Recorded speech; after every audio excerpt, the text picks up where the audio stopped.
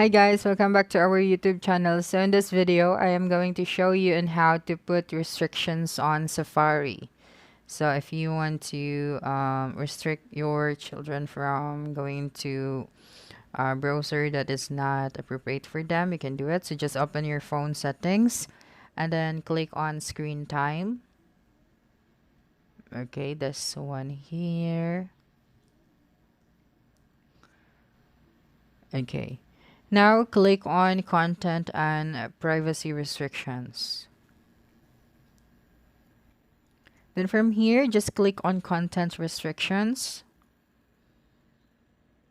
Okay, this is right. And now click on web content.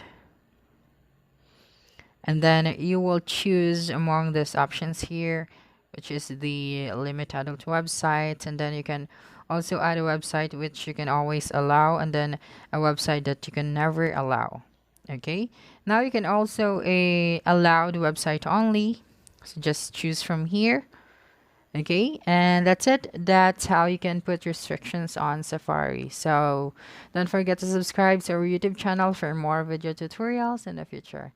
Bye bye.